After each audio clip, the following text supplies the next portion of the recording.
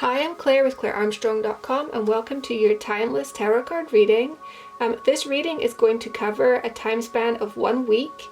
So anytime you come across this, if the messages speak to you, then please take them as yours. I've already pulled the cards, so we can just go ahead and get started. So for the beginning of the week, we have the High Priestess in reverse. This is a Major Arcana card. And the High Priestess is all about it's about trust, and it's about following our own intuition. High Priestess is very psychic. She's very connected. She knows not to be influenced by other people or, external circumstances or the expectations of other people. Because she's very in tune with her, her own angels, her own guides, her higher self, and she's very in tune. She knows what's best for her, and like I said, she knows how to trust that connection. So when the High Priestess is in reverse, I think what we're feeling at the beginning of the week is that we are out of balance. So some area of our life feels as though it's out of balance, and we are, for some reason, not trusting. We're either not trusting what we know to be right for ourselves, or it's possible that we're feeling influenced by other people. Maybe other people have, put expectations on us. Maybe they want us to do things that we don't want to do, or something like that. Something feels out of balance. But the message of this card is going to be to do what it takes to turn this back around. Essentially, time spent in meditation, or prayer, or, walks in nature, gardening, whatever we need to do to get ourselves back into alignment. That's really what the advice of the cards would be. Midweek we have Patience, which is another Major Arcana card. And this card is all about balance. It's about patience, it's about balance, and sitting beside this High Priestess in reverse is indicating to me that there may be some type of decision that needs to be made. So we may be kind of in a quandary between, what we want to do, what decision we want to make, or maybe there's a discrepancy between what other people want us to do versus what we want to do. What we want to do, or what we know would be the best for us. And so with this card in the center, especially with the next card being an action card, I think a pause is required. I think it's really important, like I said, to do the work to get, to kind of get grounded again. And even just a pause, or, a few days away from, distancing ourselves from whatever this decision is, because I really think that it's some type of a decision that needs to be made. You may need to wait for more information to come. You may need to do some study or some research or something like that. You might just be a little bit unsure because you don't have all the information yet.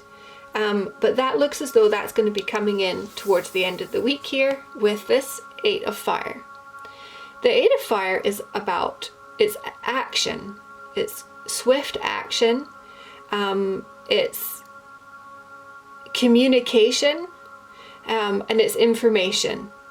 So I think that towards the end of the week there could be some type of email or phone call or new information that's making its way to you. Maybe you've reached out to somebody, you've requested to kind of find out the specifics of some type of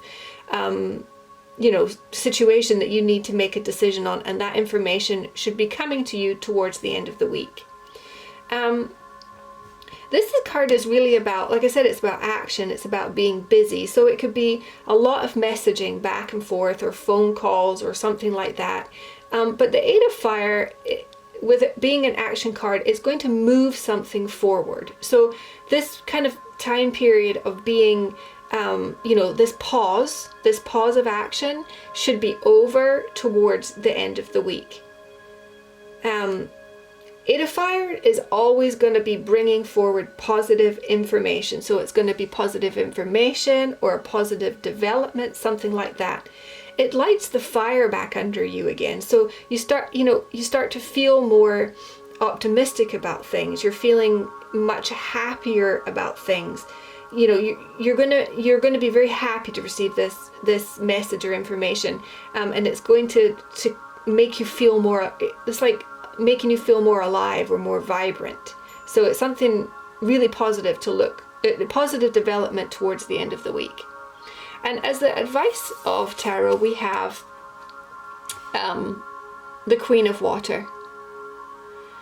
This queen is very emotional. She's very in touch with her emotions, and like the High Priestess, she's very intuitive.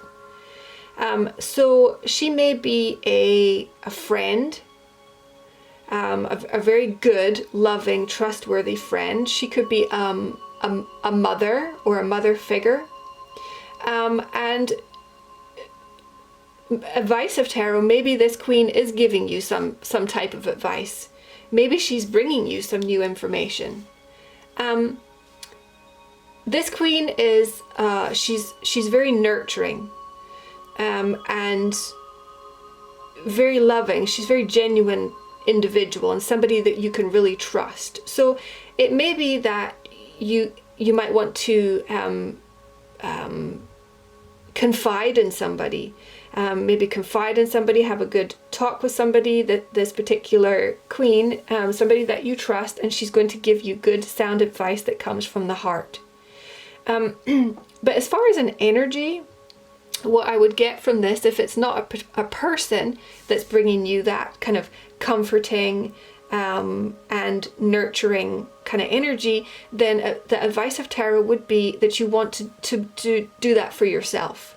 So it's about self-care, really taking care of yourself, really being gentle with yourself, and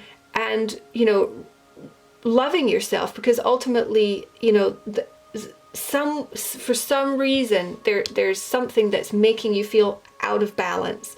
Advice of tarot is to make that investment in yourself and time spent being kind to yourself. So that concludes this reading. If you have enjoyed this, then please do subscribe to the channel. If you'd like more information about personal readings, you can find all that at my website. It's clarearmstrong.com.